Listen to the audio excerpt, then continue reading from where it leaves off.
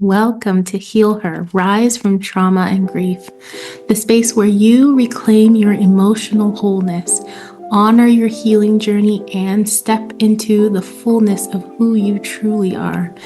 I'm Ashley Morales, your guide through the layers of grief, trauma, and transformation.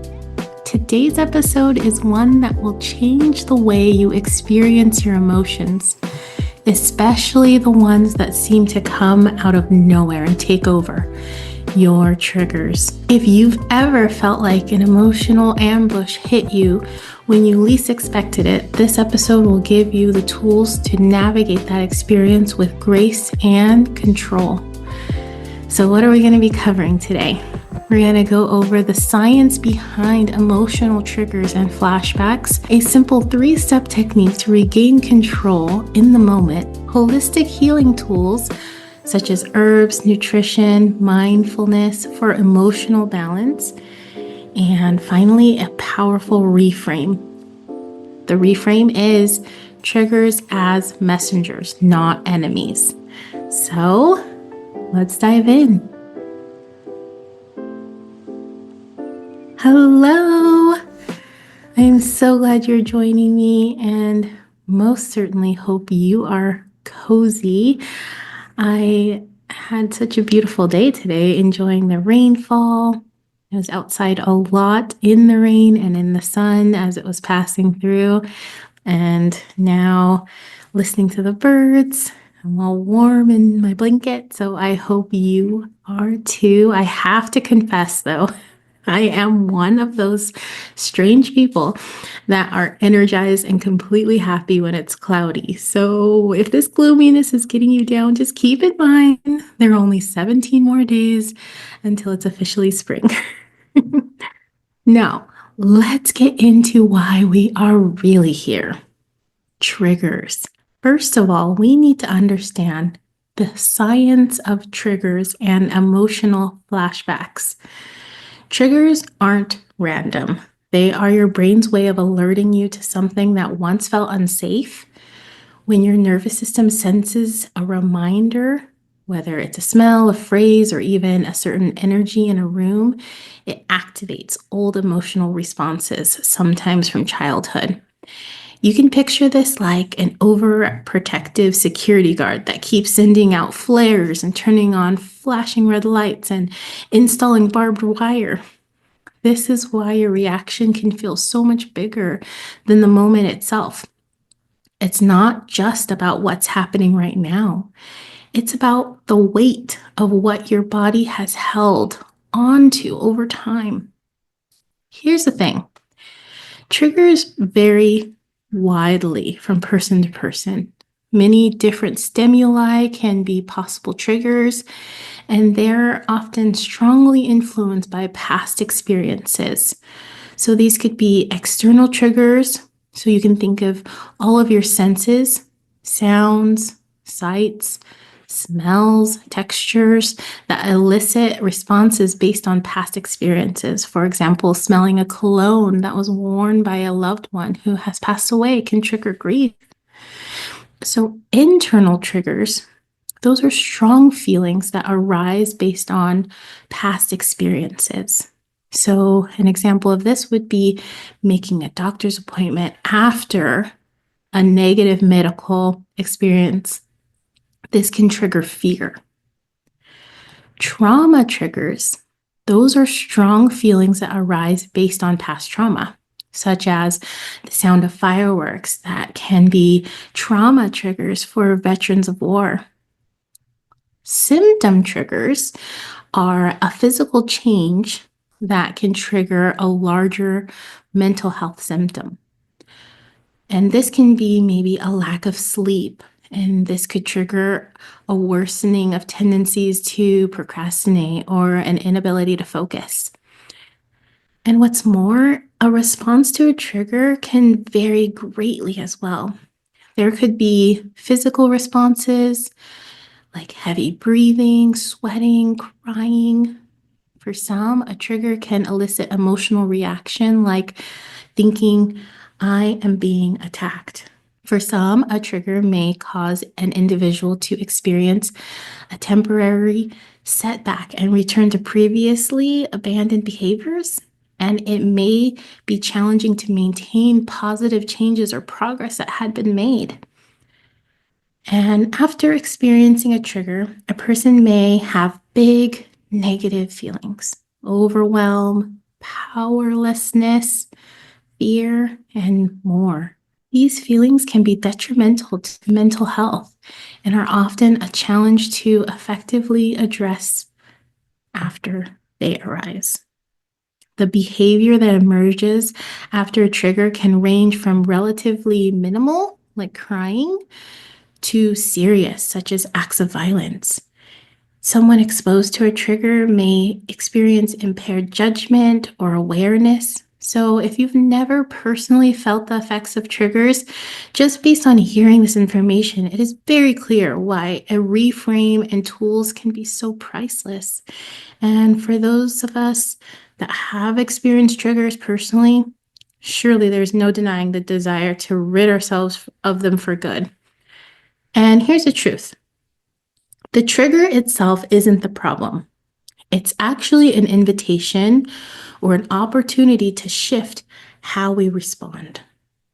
So, I want to share with you a 3-step technique to regain control in the moment.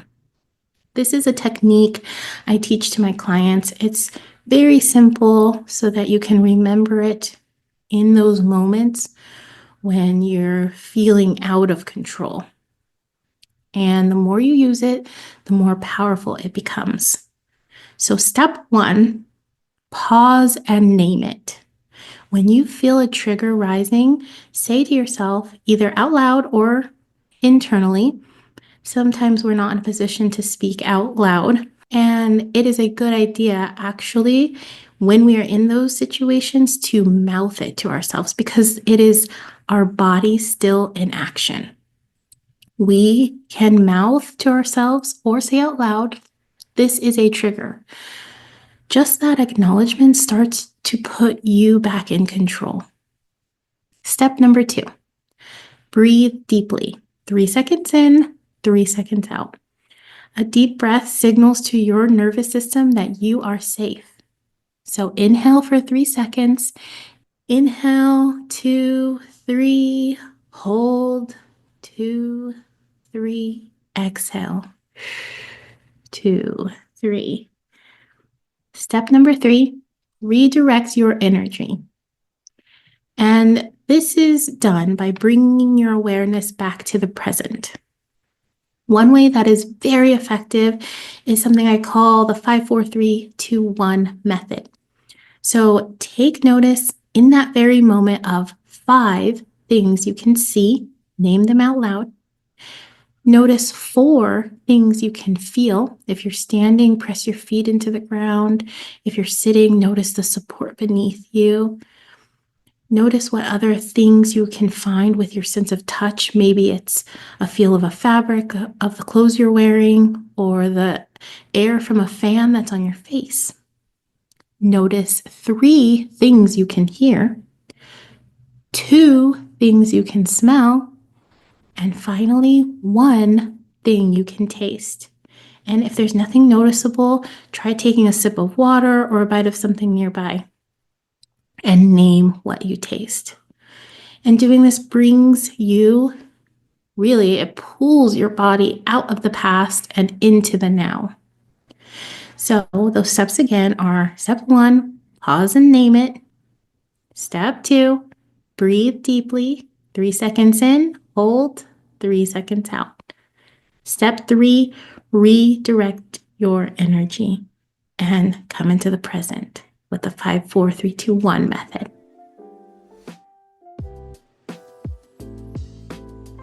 Another tool I want to bring your attention to is the idea of looking at the body as a whole.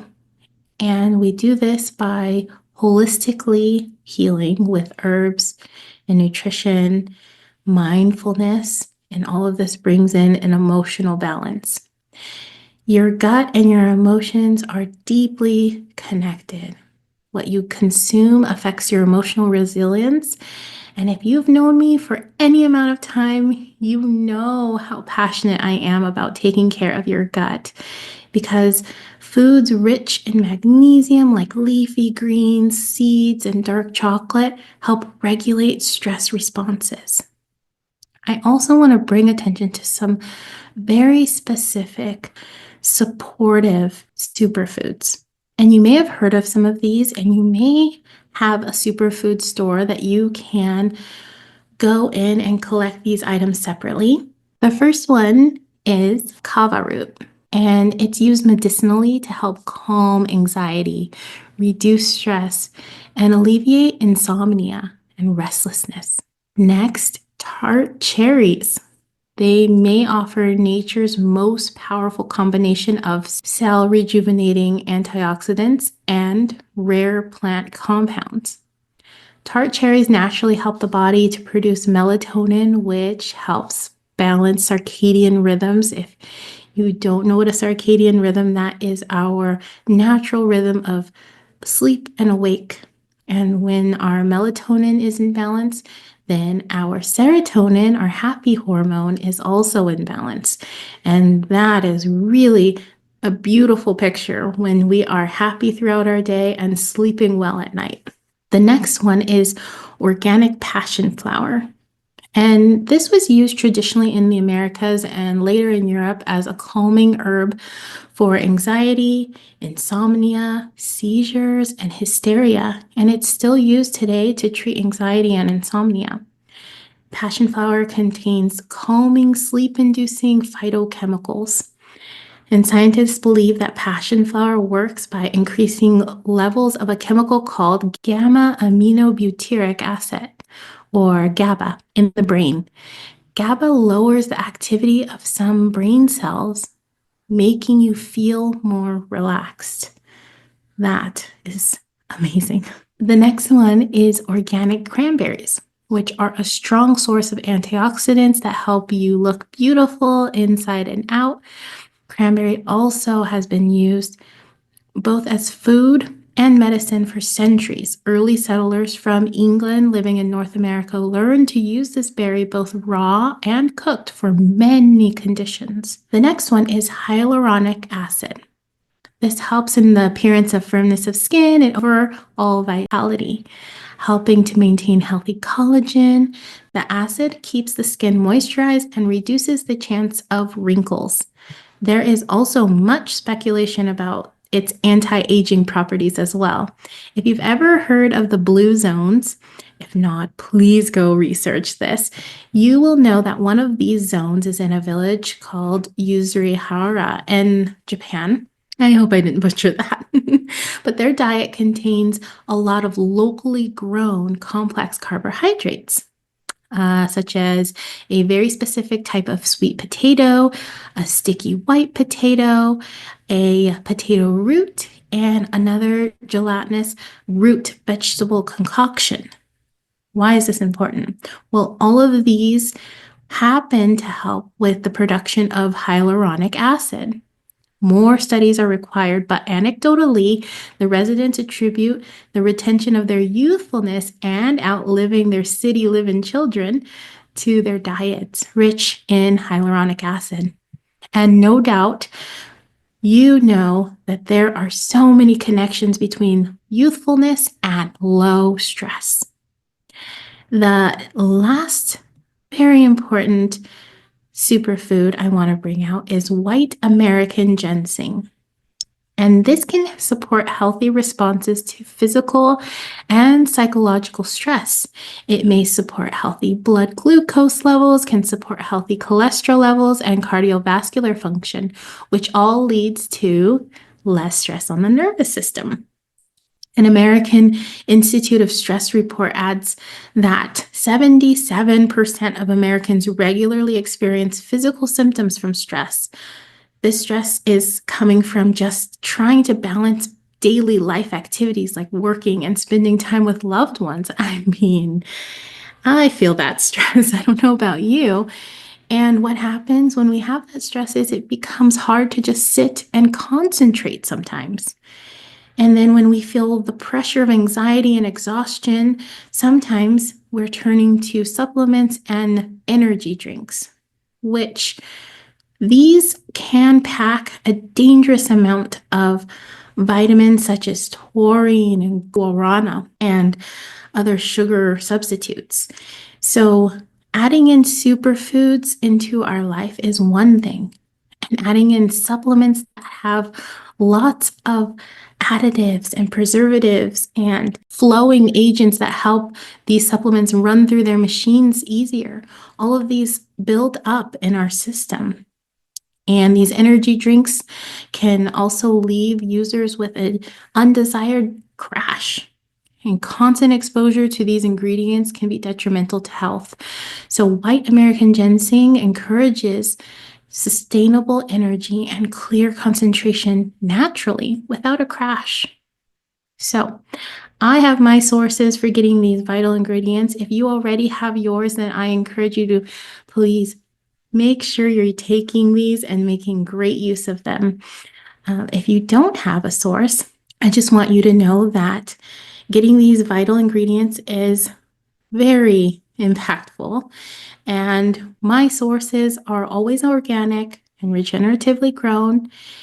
And if you know me at all, I will not recommend something I do not believe in 100%. So down in the show notes, you will see your very own $50 off or 25% off, whichever is a greater discount at the time of checkout. And I want you to go check out these amazing natural supports that I mentioned that can make all of the difference. Okay, mindfulness. Mindfulness practices, things like tapping, EFT, amazingly powerful. This is like biohacking the body. If you have not tried tapping yet, an app I recommend is called the Tapping Solution, and it's an amazing place to begin.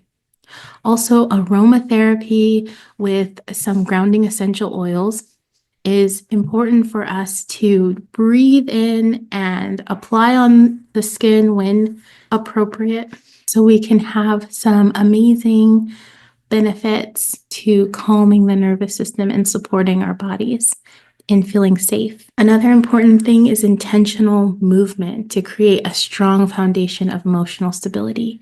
And these aren't just wellness trends, they are actual proven tools for emotional freedom and ways to communicate to your body that you are safe. So now I want you to enter this next section of reframing your triggers with an open mind. And if it's not quite settling right with you, I would love for you to think of it as a working hypothesis. So, what if triggers weren't here to hurt you, but to guide you? They are messengers, not enemies. Each one points to something within that's asking to be healed and is ready to be healed. Instead of resisting them, what happens when you lean in with curiosity?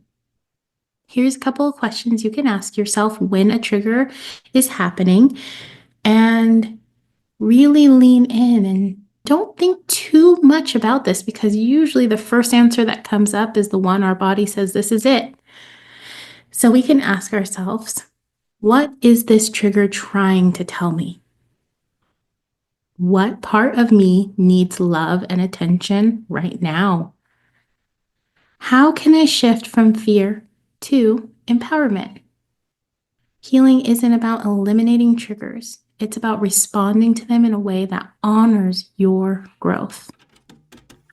I really hope you've enjoyed today's episode, and if it's resonated with you, please share it with a friend who needs this message.